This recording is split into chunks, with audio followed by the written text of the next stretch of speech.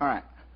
It should have been enough for us to be convinced of what our position on immigration laws should be as Christians from what I already said from the Bible. And we shouldn't even have to use history. We shouldn't even have to use any additional arguments, but just go to the Bible and draw conclusions from there. And yet I believe God created history to help us understand better, what He said in His Word. Of course, if our thinking is based on the Bible, because if our thinking is not based on the Bible, we're not going to be able to understand history. But that's why I started with the Bible. Now that we know what the Bible says about immigration, which is, what was it? Get the government out of the issue of immigration. Let people go free. And borders are for restricting governments, not for restricting individuals. So now we will go to the history of immigration laws in the U.S. and the West. And actually we'll start with the West. The unique civilization ever created in history, unique in its beliefs and unique in its prosperity, called Christendom. I want to start with a definition of a passport. It's going to be a dictionary definition.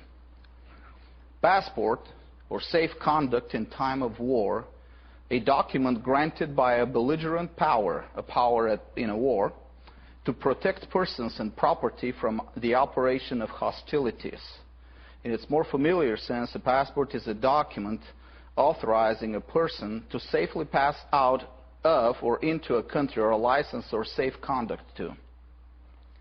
The person specified therein in authenticating his right to aid and protection.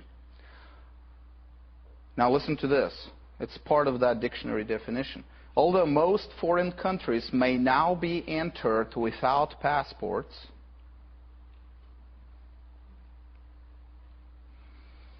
the English Foreign Office recommends travelers to furnish themselves with them as affording a ready means of identification in case of need.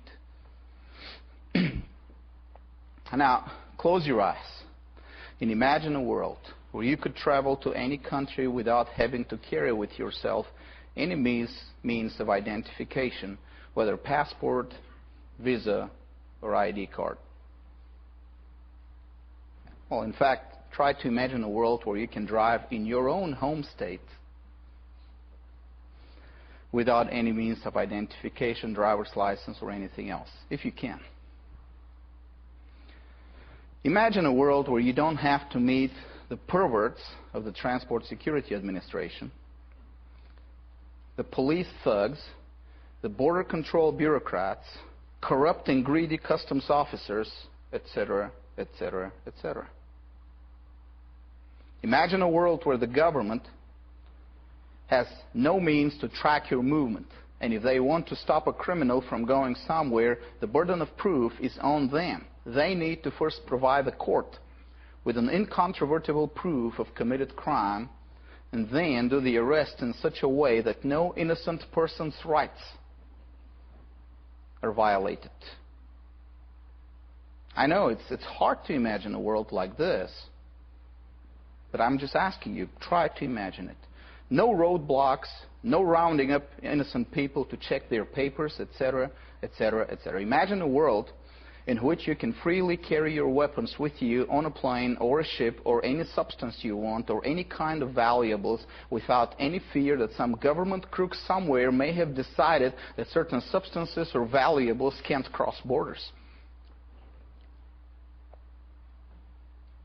Imagine a world where you can buy a house or do business or get a job in any place in the world and never see a government bureaucrat or never need to see one, or never have to have ID for any of the activities that you have chosen.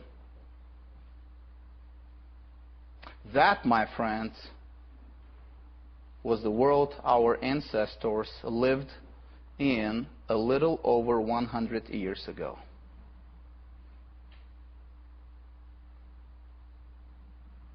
The quote I gave you was from Encyclopedia Britannica of 1911.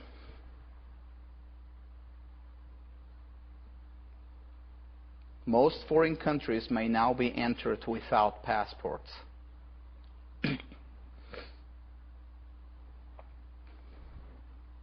In 1911, a person could travel the world without a passport. Well, yeah, without a passport too. If they decided to furnish themselves with a passport, it was to protect them from government thugs, not to make it easier for government thugs to track their movements. Read some fiction of a century ago and pay attention to the way they traveled. They never had to meet customs officers, border control, or experience any other violation of their rights. A German could get on a ship to Mexico, cross over to the Pacific side, take another ship to California, become a gold digger in California, amass a fortune, take his gold and his guns he bought in the United States, and get back to Germany by the same route, and he wouldn't have to declare neither his gold nor his guns at any border whatsoever, nor show any passport, nor even use his real name anywhere.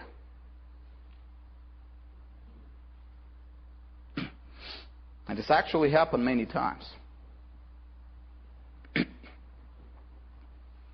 Veracruz was the place where the Germans would land and cross the land to go to the other side and go north to California to dig gold. As long as there was no one to accuse him of any crime to any government, he was left free and unmolested to travel, work, do business, establish contacts, etc., etc., etc. This, my friends, was the world left to us as a legacy from our Christian ancestors.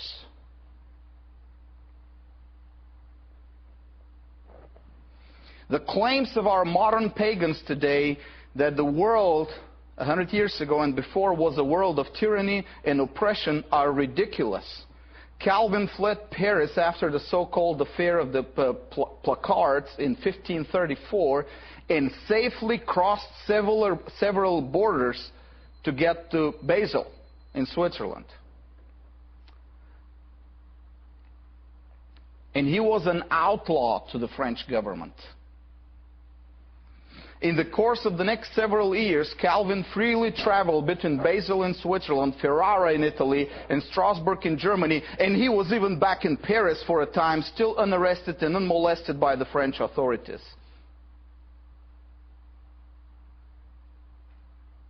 And he was an outlaw.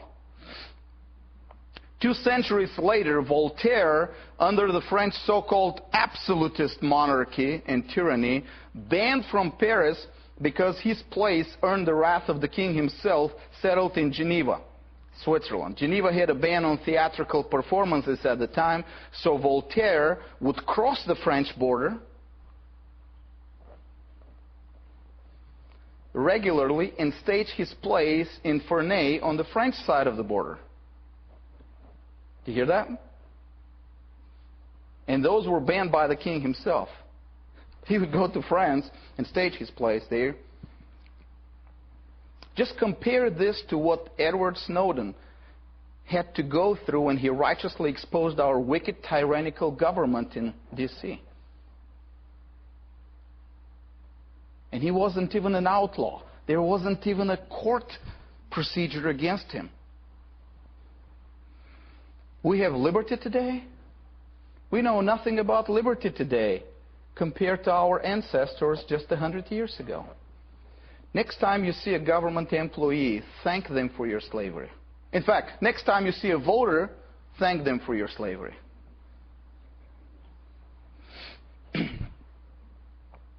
Even as late as the 1930s, English and American journalists and writers liked to make fun of the German phrase, "Your paper, please."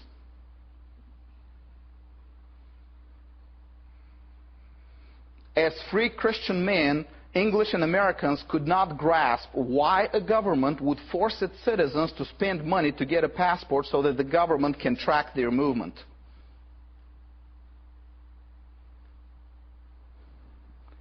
Of course, they still thought in terms of the old Christian morality that the ability to move and travel was a basic human right not to be trampled by any government. In Nazi Germany and Soviet Russia, the ability to travel and settle and move was a privilege granted by the state. As late as the 1960s, the Rhodesian Air Services, the official airline of Rhodesia, still advised their passengers before a flight, that's the flight attendant, to have their revolvers unloaded, their automatic pistols on safety holstered safely away from children, and their shotguns and rifles unloaded and placed in the overhead compartment.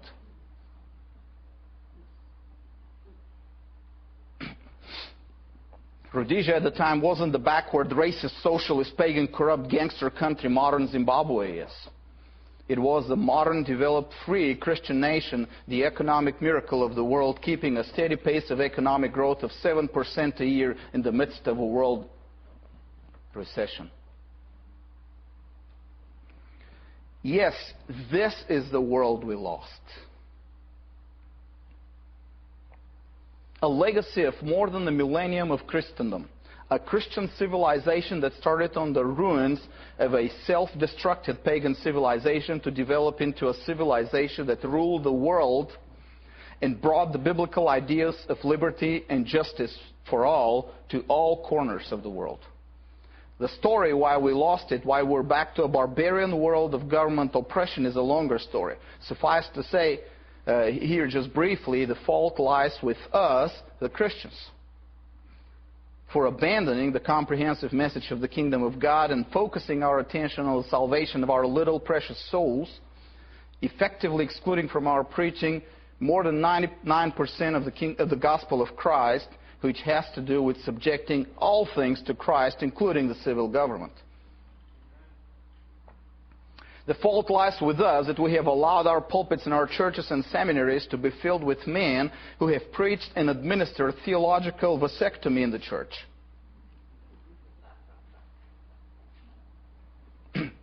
Shrinking the faith of the church to a few propositions of personal salvation and moralism. Effectively abandoning the world to the enemy. But this is a topic of another lecture in another conference. What we want to do here is find out about the history of immigration laws in Christendom, of laws that governments pass to control and track the movements of individuals and groups of people across borders.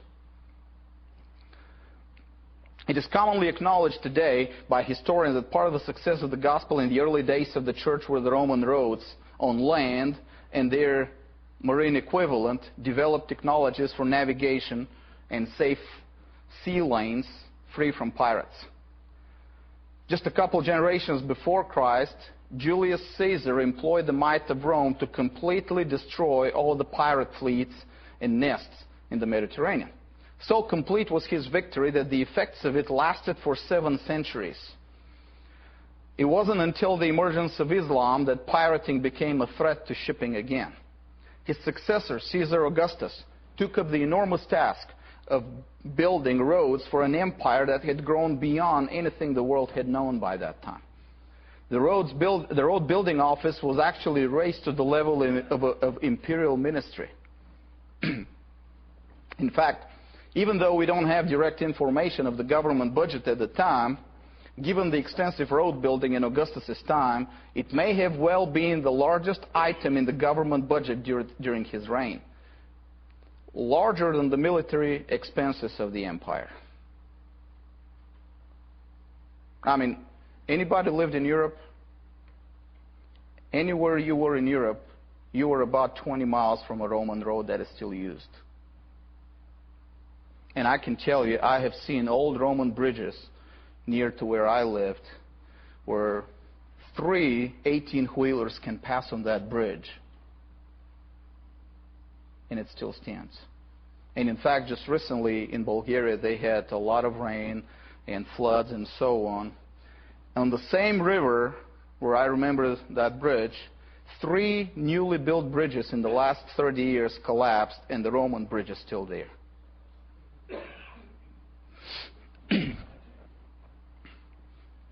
In addition to building government roads, an ancient Roman law was revived in the empire that travelers could freely cross through private land if there was no road on it, built and maintained by the property owner. This encouraged large landowners to build and maintain private roads where there were no imperial roads. So extensive was the road system that Dionysius of Halicarnassus he was a Greek, writing his book Roman Antiquities to reconcile his fellow Greeks to the Roman rule, sets apart the Roman road system as one of the three great accomplishments, proving the greatness of Rome, together with the aqueducts and the sewer system.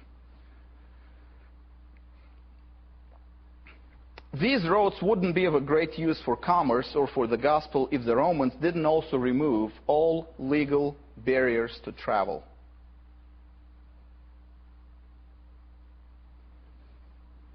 What before them has been a fragmented world of numerous little states with immigration restrictions against each other and populations tossed around by royal edicts. Remember how Assyrians, Babylonians, and Persians resettled whole nations? Oh, we're going to take the Jews and move them north. Now we're going to take these Medes and we're going to move them south to Egypt, and so on. Under Rome, this territory became a vast stretch of safe and unrestricted travel. Now, of course, the Romans didn't do it because they valued the individual or believed in individual liberty, that's for sure. Whatever their motives were, the policy helped the gospel spread like wildfire in the face of opposition from both the Jews and the Roman state. It is for this reason that Paul was able to travel over 10,000 miles over the course of 20 years. And now, before you say 10,000 miles is nothing, he wasn't in a Chevrolet. At least what is documented in Acts, and who knows how many other undocumented journeys he made. Now that would make it, a little mathematics here, that will make it 1.6 miles every day if we take out the Sabbaths.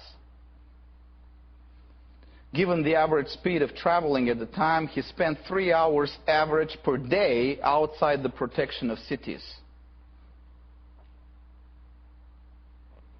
which makes it a total of 2.5 years in the course of these 20 years outside cities, outside the protection of city walls. And we have not a single account of him being attacked by robbers or stopped by government bureaucrats. Paul's appeal to Caesar in Acts 25 to travel from Judea to Rome is taken as something casual and normal, and we don't see any concerns raised about the difficulties of that long journey to Rome in those days. It was later, when the Roman state became increasingly fascist, when that restrictions on travel and settling were imposed, first on foreigners and then between the different provinces. The census described in Luke 2:1, the one-time census, became in the later days of the empire an extensive policy of restricting the movement of whole classes of people for the purpose of farming tax revenues for the state. By that time, the gospel had reached every place in the known world and had even reached the barbarians outside the borders. An open world was an open world for the gospel, and the gospel took full advantage of it. Other religious, ideological, and political influences were also able to take such advantage, and they did to a certain extent. But at the end, the only lasting influence was the gospel. In a world of no borders and free movement, it is the gospel that triumphs over its rivals. It was a lesson well learned by the early Christians. So well learned that when Christianity established its hold on Europe after AD 500, for almost 1,400 years, Christendom did not institute any policy restricting immigration.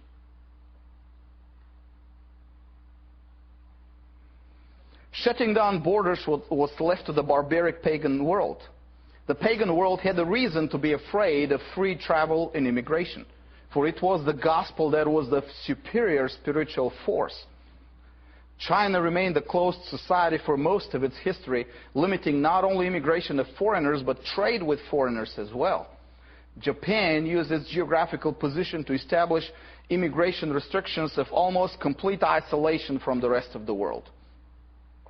In fact, if you read about those times, the paranoia of China and Japan of anything foreign could be rivaled only by the paranoia of the Greek city-states, another pagan entity, or by the paranoia of modern American churchgoers,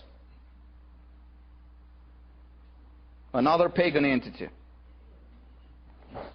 Trade restrictions were instituted by the Muslim world for Christian traders. The pagan tribes to the north and northwest of Christian Europe, what's today Scandinavia or Eastern Germany and the Baltic, wouldn't allow any stranger on their territory, which is exactly the same as what missionaries testified of the Amazonian tribes in the 20th century. Remember Bruchko? Anybody read his book? Okay. The Amazonian pagan tribes in the Amazon had their immigration restrictions as well. In contrast, Christian Europe opened its border to immigration, confident in the power of the message of the gospel. The Byzantine Empire allowed pagan tribes to settle within the borders of the empire, let them organize their own areas of tribal jurisdiction. To those who became Christians, it opened possibilities for political participation. In fact, at least one of the emperors was a Khazar by nationality.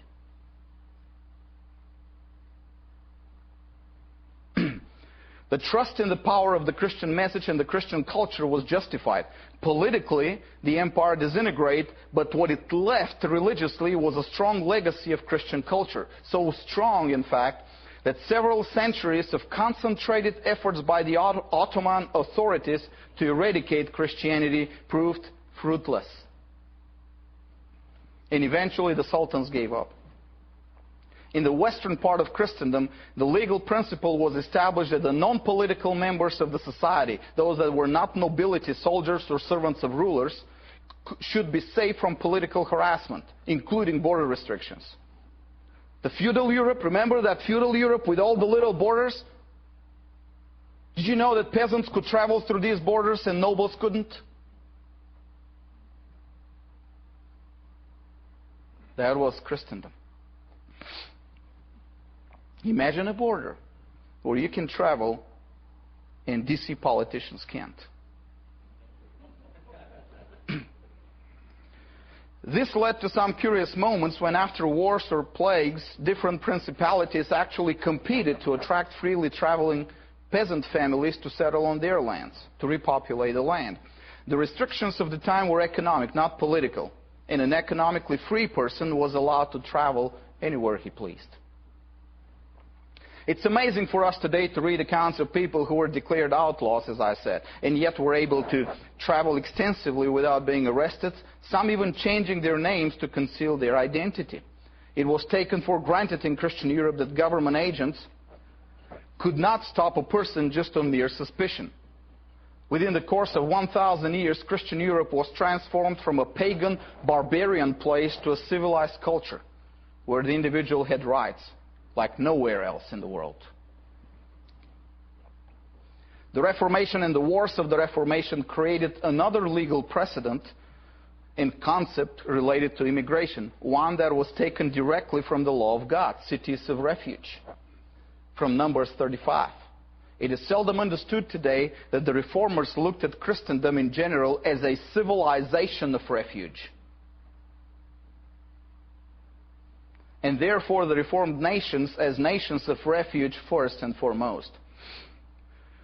Much has been written by ignorant or biased historians about Geneva of Calvin as a religious city where religious zealots reigned unopposed. The truth is, for most of Calvin's stay in Geneva, the government was in the hands of Calvin's theological opponents, the libertines, who were practical atheists. Geneva was ridiculed and attacked by its enemies, the Roman Catholic Church, not for its tyranny at the time, as ignorant people today like to believe, but for its excessive liberties. You got to read cartoons at the time. Geneva is actually ridiculed for too much liberty.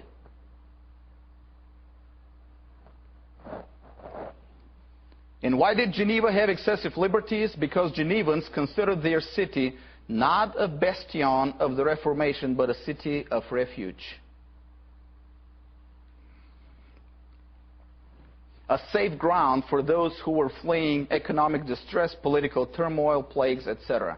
This is why for the period of Calvin's stay in Geneva, the population of the city increased 4 to 5-fold. Mathematically, this would be an increase of 7 to 8% a year in the course of over 20 years. To compare, for the same period, the population of the rest of Europe decreased between a fourth and a third of the population total due to wars, plagues, and harsh climate conditions. So this little city of refuge grew 4 to 5-fold at the same time when the world around it shrank by at least a fourth. The other Reformed nations didn't stay idle either. The Netherlands, Scotland, England, and the Calvinist principalities in Germany were actively recruiting immigrants to come to their countries. The fate of the French Huguenots is well known, and their immigration to the Netherlands, England, and North and South Carolina. What is less known is the startling invitation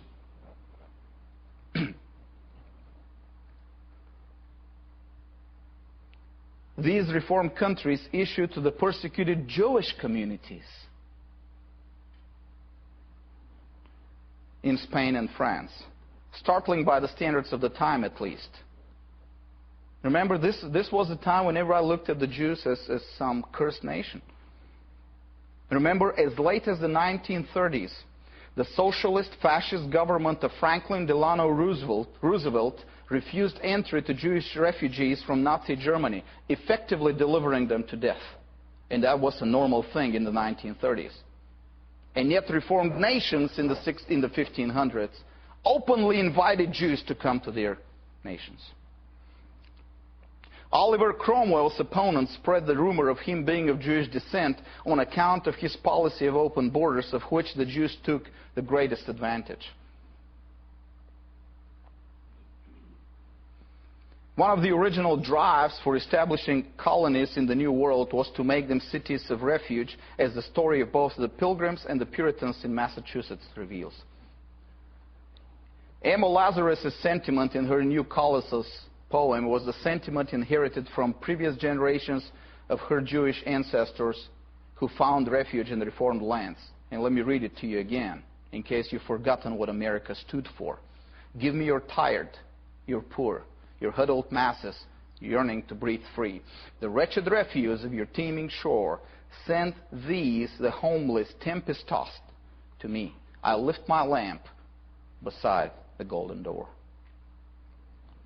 The city of refuge concept, of course, was closely related to the most important of all Reformed social concepts, the city on a hill.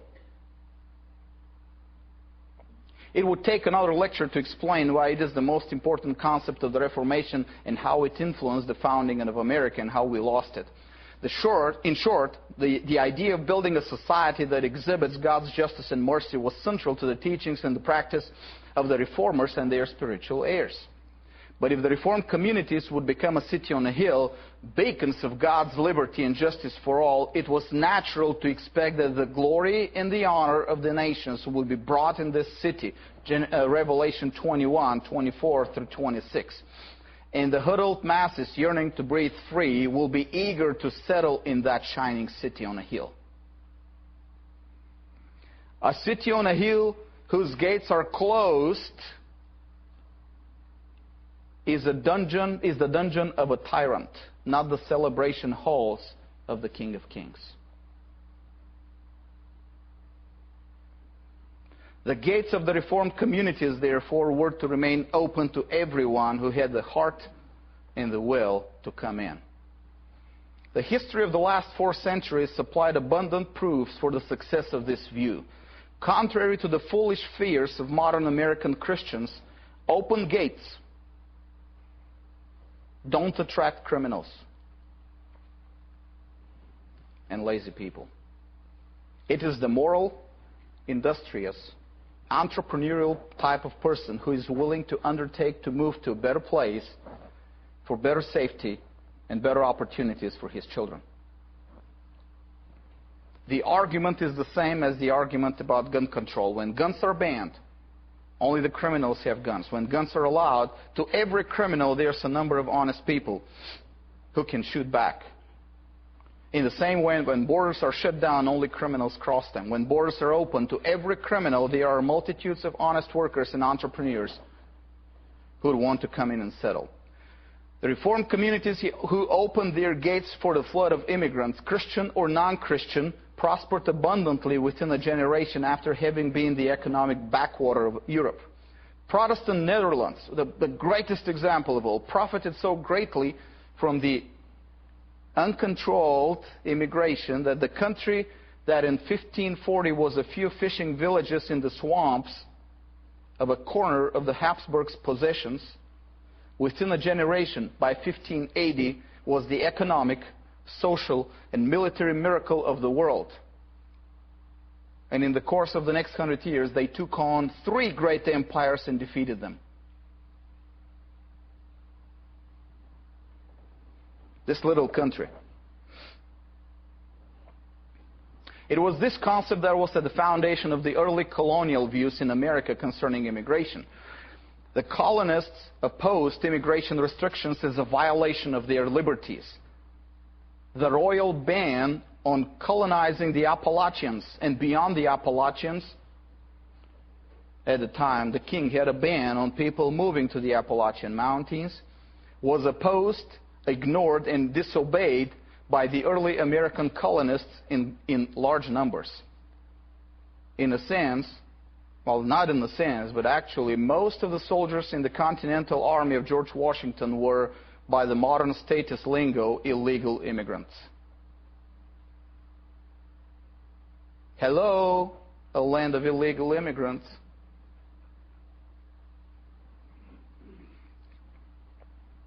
You know, if they were decent people, if they were moral people, they would have obeyed the immigration laws of the king, wouldn't they? Right? We can't understand the 4th of July and the meaning of the American Revolution if we do not consider the fact that these people violated the royal laws because they believed them to be unjust. And one of those laws was the ban on immigration. Amazingly, the proof for it is in the very Declaration of Independence, which conservatives claim to honor as one of the founding documents of these United States. He has endeavored, this is a grievance against the king, he has endeavored to prevent the population of these states, for that purpose obstructing the laws for naturalization of foreigners, refusing to pass others to encourage their immigration, and raising the conditions for new appropriations of lands.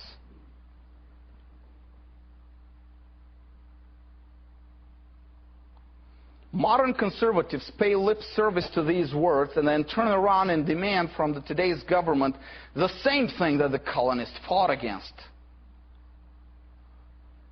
Now, this is called intellectual schizophrenia. Immigration was considered vital to the vision of a city on a hill. The patriots, and especially the Calvinist Presbyterian crowd, wanted not simply immigration. They wanted laws to encourage immigration. The U.S. Constitution didn't give any branch of the federal government the right to control immigration. Anybody who tells you the government has the right to control immigration because it's a constitutional prerogative to the government is lying to you or is ignorant. It did charge Congress to pass laws to regulate naturalization, that is the right of foreigners to political suffrage. It was understandable. Immigration was a right, a religious necessity for a city on a hill, but political franchise was a privilege. Not everyone could vote, but everyone could come and prosper. And indeed, between the War of Independence and 1882, there was no major attempt by Congress to control or regulate immigration. In compliance with the Constitution, Congress passed in 1790, a year after the forming of the United States under a single federal government, the Naturalization Act of 1790, regulating not immigration but the right to citizenship. Much can be said about this act and its discriminatory character. It allowed an immigrant to receive citizenship after a stay of 2 years, but it excluded blacks, American Indians, and Asians, as well as slaves and indentured servants. Actually, the other day I was told by a Hispanic brother that his grandmother remembered when she was going to vote, she had to put her arm against a brown paper bag, and if she was darker than that paper bag, she wasn't allowed to vote. This was about 100 years ago. That's discriminatory, I understand it. There were reasons for it, but at least the law did not limit immigration. She was not stopped from coming here. She was stopped from voting. Okay? And actually, what do you change by voting?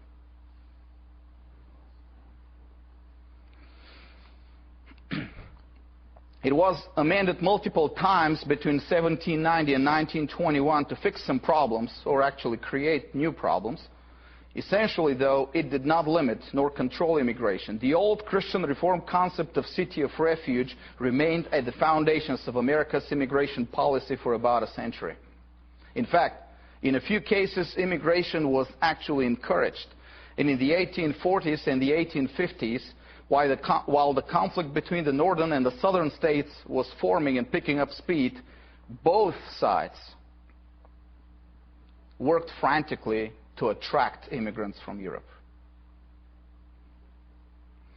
By 1860, the North had obvious advantage over the South in numbers. The South had failed to attract enough immigrants to preserve the demographic balance.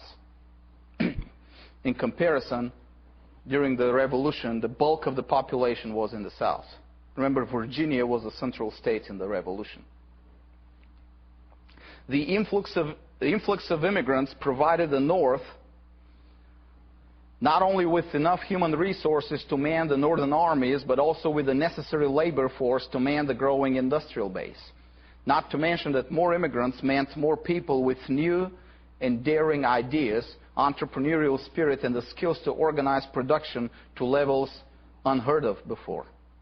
To win the war, the North needed to enlist only about 20% of its adult male population, against 80% and more of the population of the South.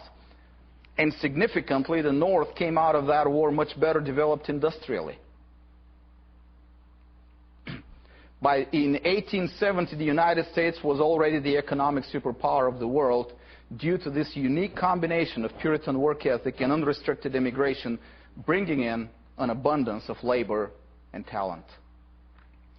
Unfortunately for the North and for the U.S. in general, the mid-19th century was also the time the first trade unions were started. In the crowded cities of the Northeast, their influence picked up almost immediately, and by the 1880s, the individual, fragmented, isolated trade union groups started uniting for action. Now, don't get me wrong, I'm not completely against trade unions. Part of their struggle was legitimate, economic, providing the individual worker some kind of leverage for his protection. That's okay with me. They started and organized mutual assistance foundations, training courses, retirement funds, etc., in addition to collective bargaining. Part of their struggle, though, was political and therefore immoral. And their first target in their political struggle were not their employers, not the banks that provided the capital for growth, but the competition in the face of foreign immigrants, mainly Chinese. That was the first political target of the trade unions, immigrants. By 1882, 2 laws were passed to exclude Chinese workers from the labor market in the U.S. The argument raised by the unionist activists and the first Marxists in the United States, did you hear that? was the familiar argument used today by conservatives. The Chinese take our jobs, lower the wages, and are unable to assimilate in and adapt to our culture. This was originally a Marxist argument. And today we just put it back in the microwave, got it out, and now it's a conservative argument, just a little warmed over. Next time you hear a conservative using that argument against Mexicans, keep in mind that he's mindlessly repeating an old and worn-out socialist and Marxist slogans. That's what they're doing. There were some legitimate moral concerns, though, given the fact that the Chinese coolies were not free individuals who migrated on their own accord, but actual slaves, bought in China from their feudal masters by agents of the American railroad companies. Now, after the war between the states, such slavery was embarrassing for a government that pretended to have exterminated slavery. So, after one law was passed for banning Chinese immigrants, another law was passed that forbade the import of workers for any kind of business from any region in the world, which ended the practice of many industrialists of German origin of shipping hundreds of workers from Germany and Austria for their factories. Anybody has a Kohler toilet in their bathroom? That's what Mr. Kohler used to do. Import German workers.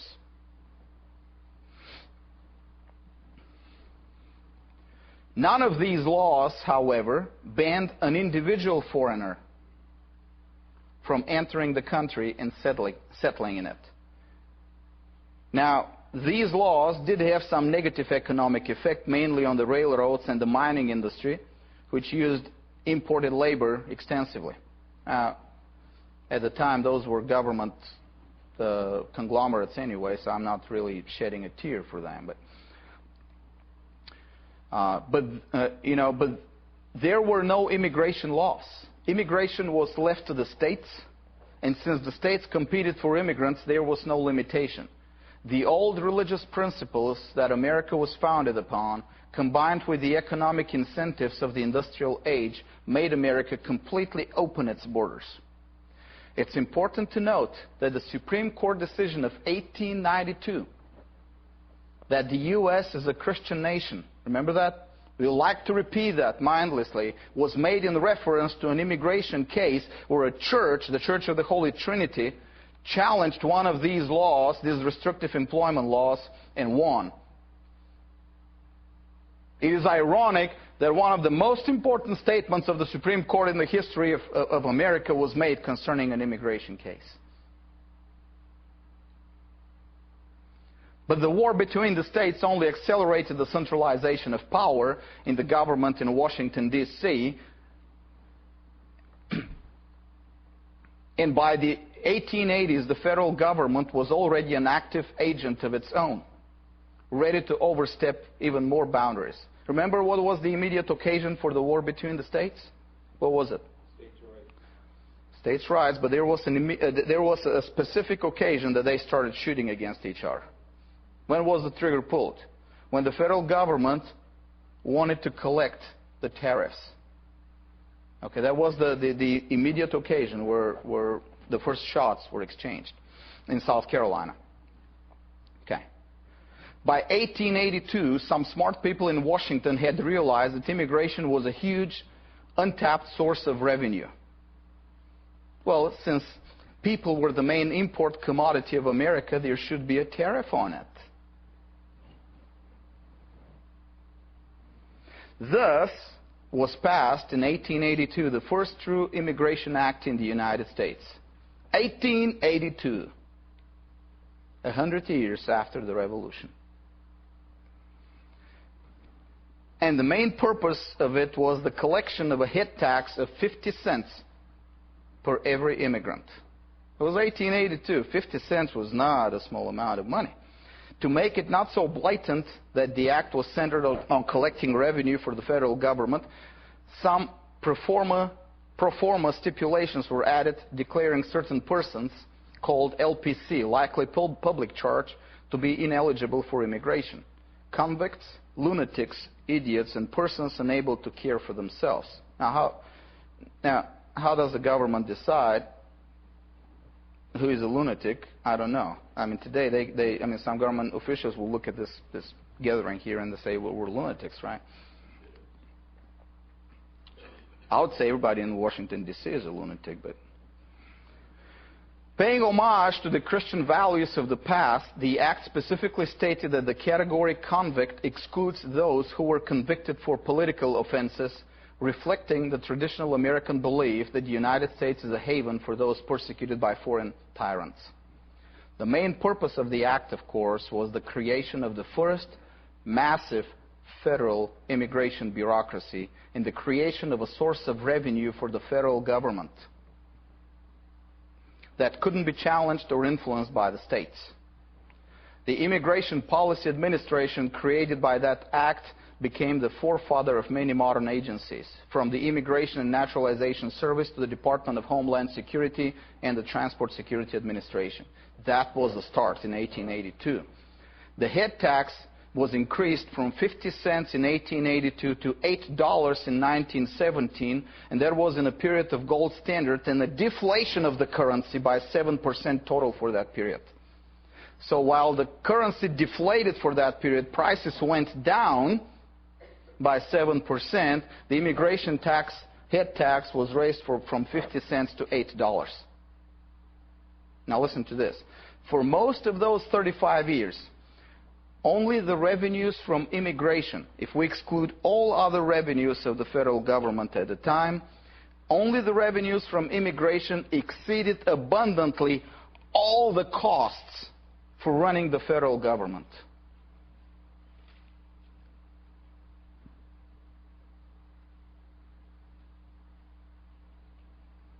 The immigrants were the cash cow for the statist agenda of Washington, D.C. We can easily say that immigrants paid for America's participation for America's wars against Spain, World War I, and World War II. Your grandfathers and grandmothers paid for those wars. Since the law was rather focused on revenue than controlling immigration, it did little to restrict it. For the next 30 years, the population of the United States, for 30 years, would triple from 30 million to over 100 million population. Tripled for 30 years. Imagine the United States had a population of 250 million in Reagan times. Imagine if it had grown to 750 million today. That's what those Americans experienced. This was an unprecedented situation in history. Never before and never after has any nation seen such wild demographic growth. In contrary to the foolish prejudices of modern conservatives, this unprecedented growth coincided with the period of the wildest economic growth in the history of the world. Never before and never after has a nation seen such steep rise to economic prosperity and domination over the world economy. There was a problem, though. And the problem was that the influx of immigrants at the rate of 2 immigrants per 1 citizen created a great diversity in the population that was undesirable. Undesirable for whom? Undesirable for a small political and intellectual elite from New England, Yankee land, who had adopted the ideas of Darwin and the French racist Gobineau, praised by Marx and Engels for his racist studies, and had made their goal to deepen and expand the political centralization of the United States as a means to ensuring the survival of the white race against the inferior races. The ideologue of the new immigration policies was one Prescott F. Hall, one of the most evil minds in our American history. A Boston lawyer. Stop here, Boston lawyer. I mean, you know, he's an evil guy. who in 1894 became the founder and the first secretary of the Immigration Restriction League. A short but comprehensive review of all his interests and views must be presented here in order to understand how we got our first restrictive immigration laws. Hall's views were a crude early form of everything that would later become the official ideology of the National Socialist Party in Germany. He was a believer in the occult and was also a member of the American Society for Psychical Research, devoted to the study of paranormal phenomena. He was a guy who liked to communicate with demons, to give you the biblical definition of it. He also believed in genetic determinism, that the culture of a nation is determined by its genes. Therefore, genetic pollution would lead to cultural and social degeneration. Anybody here Nazi Germany here? He was therefore a proponent of eugenics, the pseudoscience which led to legislation for forced sterilization of certain classes in the American society. Only in Georgia, 60,000 people were sterilized until 1950 because of this policy. He viewed the perfect society as a genetically homogeneous society in which a superior race of genetically pure humans establish a culture corresponding to their genetic constitution, unpolluted by other genetic constitutions. He was also an ardent proponent of centralized government education. Surprise, surprise. An admirer of Horace Mann and an activist for the National Education Association. Oh, here's the father of your immigration laws. Conservatives. He was also an evolutionist, believing in the struggle for survival as the major motive of all social relations and conflicts. He believed that the world would become richer if the superior racial character becomes dominant. Here's a quote from him, from his essays on immigration, if you don't believe me. So you can find all his works are free online. Listen to this. The Mediterranean races, unlike the Nordic, look to the state for progress instead of to individuals' enterprise. It's the race, it's the genetics. The Semitic consciousness, as expressed in men like St. Paul, Spinoza, Marx, and Bergson, is the champion of abstract universals as contrasted with Nordic concreteness. It's all genes again. A nation of many races has no longer one soul, one spirit.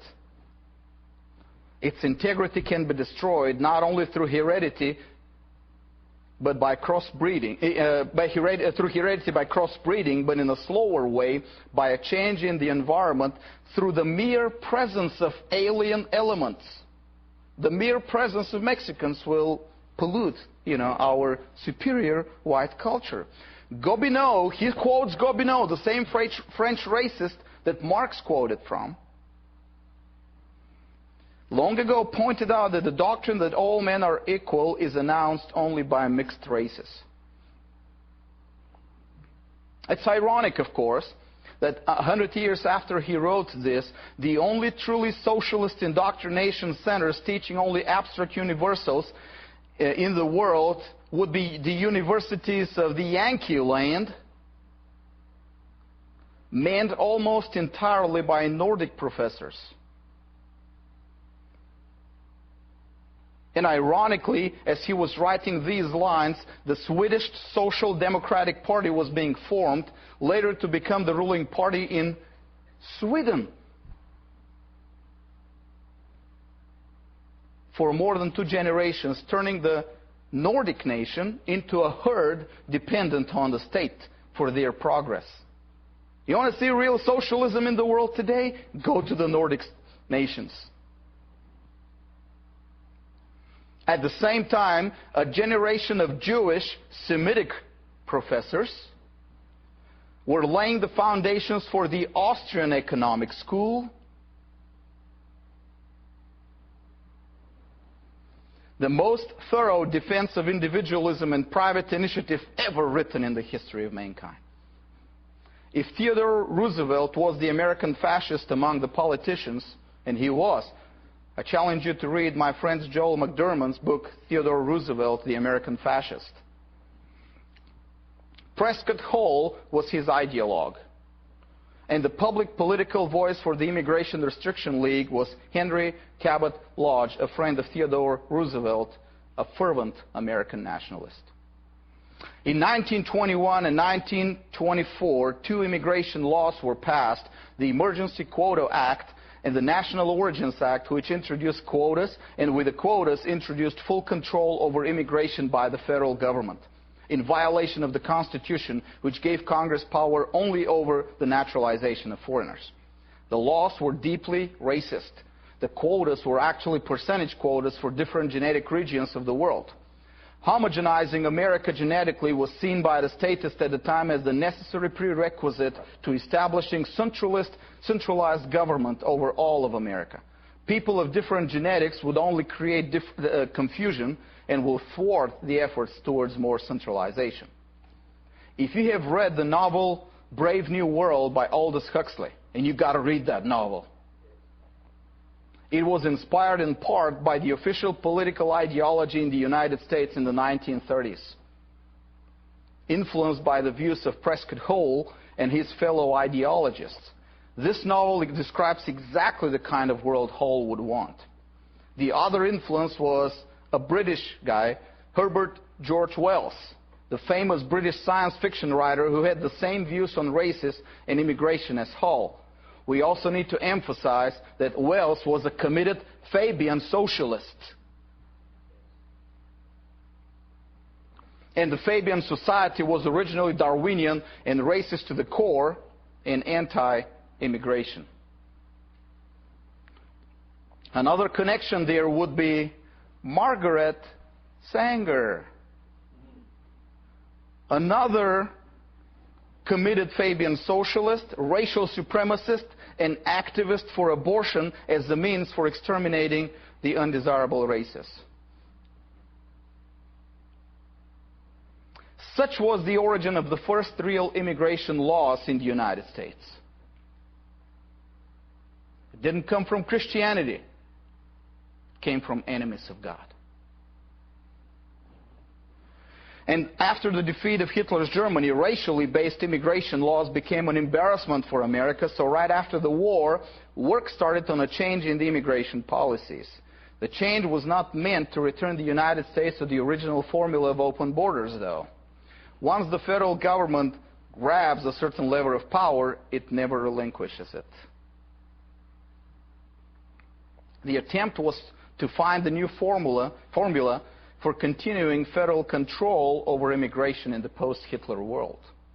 The resulting Immigration and Nationality Act of 1952 was just as much a violation of the Constitution in that Congress affirmed its control over immigration, which was not one of its constitutional prerogatives.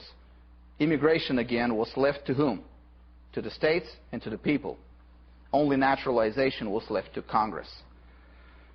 Now, this law retained the national origins formula. In fact, President Truman imposed a veto on it because it still kept the formula. Truman was actually anti-racist, very strongly anti-racist, so he didn't want the law, but they overturned him in Congress.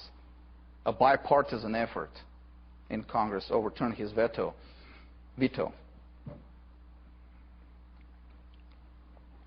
The ideology was changed from racist genetic to fascist collectivist. Now, the previous law still regarded people as individuals. Now, genetic constitution, but still individuals. Now, this law looked at them as members of cultural blocks, cultural collectives, that are unable to be re-educated culturally because of their belonging to a certain collective. Okay? In his defense of the law, the Democrat lawyer, that's enough, Democrat lawyer and Senator Pat McCarran said the following: however, we have in the United States today hardcore, indigestible blocks which have not become integrated into the American way of life, but which, on the contrary, are its deadly enemies. By the way, if you're wondering what blocks he's talking about the Dutch up in Michigan.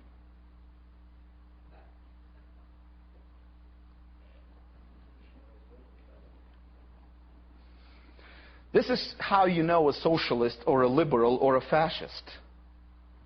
They never think in terms of individuals. They always think in terms of blocks. Exactly the opposite to what that original American spirit that gave the individuals the right to self-determination and did not demonize them for belonging to any group by choice. No wonder Maccaron expressed such sentiments. His nickname, listen to this, his nickname was the Senator from Madrid. Where's Madrid? In Spain. It's the capital of Spain. At the time, Spain was under the regime of the fascist militarist dictator Francisco Franco. And Maccaron was a fervent admirer of Franco. In fact, there are signs that before that he was an admirer of Mussolini. But he couldn't say that in 1952.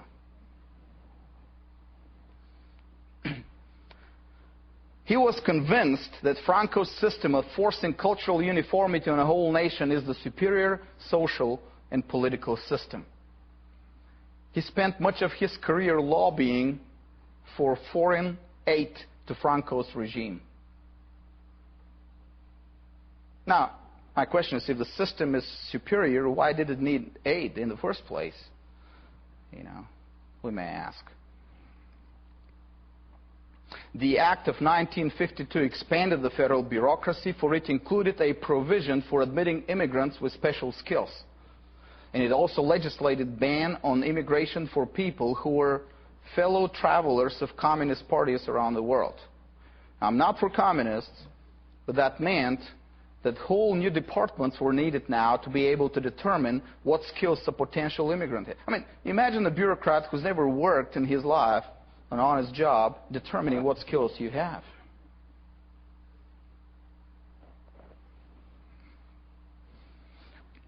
And whether his sympathies lied with some communist party, because fellow traveler was defined legally as one who sympathizes with a communist party.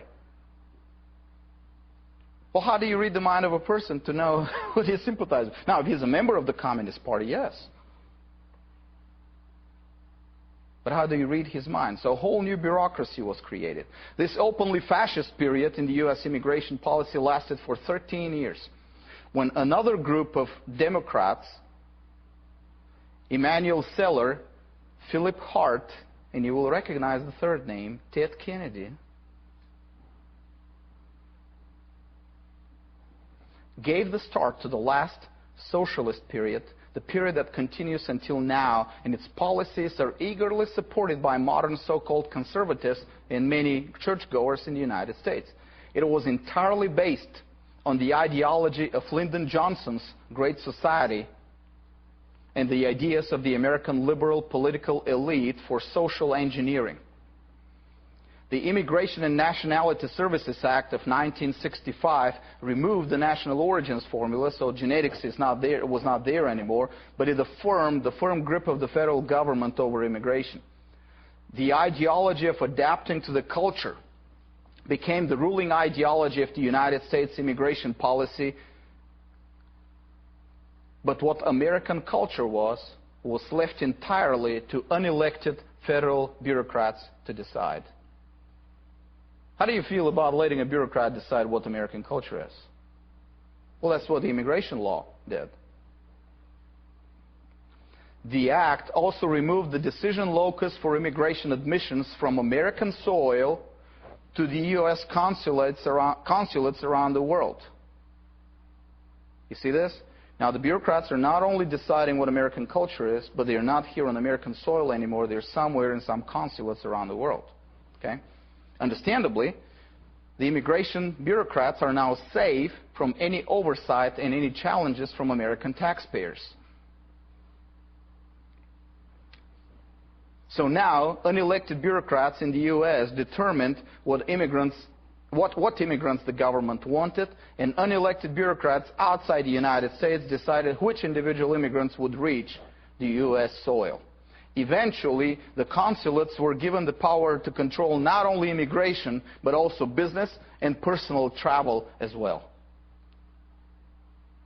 Thing that the Constitution never even dreamed about. What just a generation before was ridiculed by American journalists in Nazi Germany, the obsession with "Your papers, please," became the established policy of the federal government concerning non-U.S. citizens. And it would take another generation for the policy to develop and become the established policy for U.S. citizens as well. Try to go anywhere without your papers today as a U.S. citizen. As any socialist policy, it didn't work. Immigrants continued to use loops in the system to arrive, and by the 1980s, America had millions of illegal immigrants. You know, like I said, immigration restrictions work just like gun bans and prohibitions against alcohol and drugs. An unbiblical and unconstitutional law was not working. Who would have thunk? By the 1980s, the law was under severe criticism by many conservative politicians, including Ronald Reagan.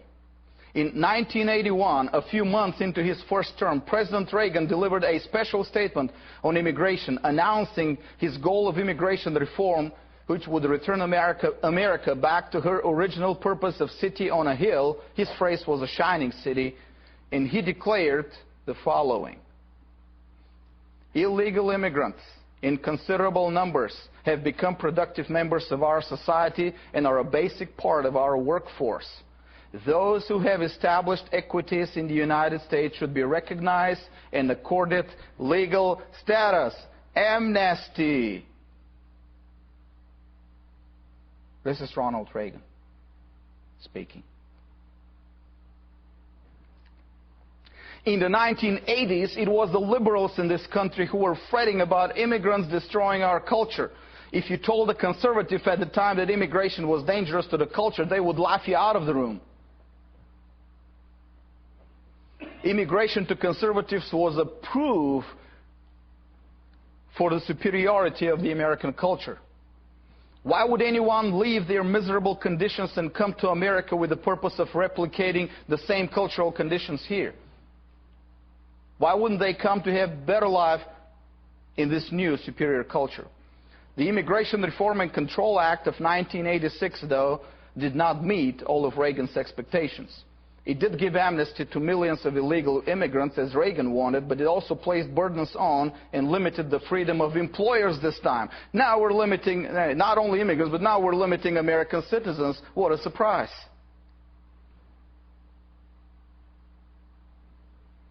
They were now banned from hiring illegal immigrants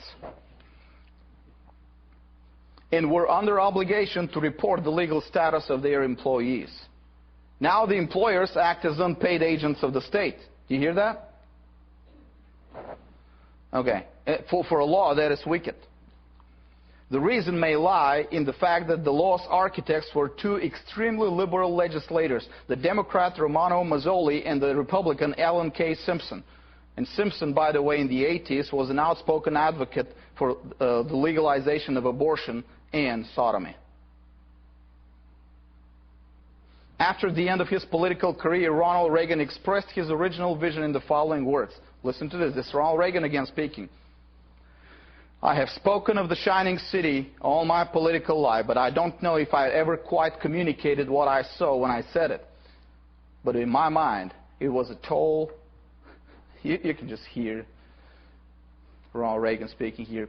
A tall, proud city built on rocks, stronger than oceans, windswept, God-blessed, and teeming with people of all kinds, living in harmony and peace. A city with free ports, that hummed with commerce and creativity. And if there had to be city walls, the walls had doors, and the doors were open to anyone with the will and the heart to get here. Somewhere between 1989 and today, something happened to the conservative American mind. That mind was brainwashed to accept as a conservative value a policy that has always been a racist, liberal, fascist, socialist, statist policy, restricting the movement of individuals for the purposes of the state. And in the next lecture, we will see what the situation is today, what our views are today, how they compare to the Bible, and what arguments are used by conservatives in support of it. Thank you.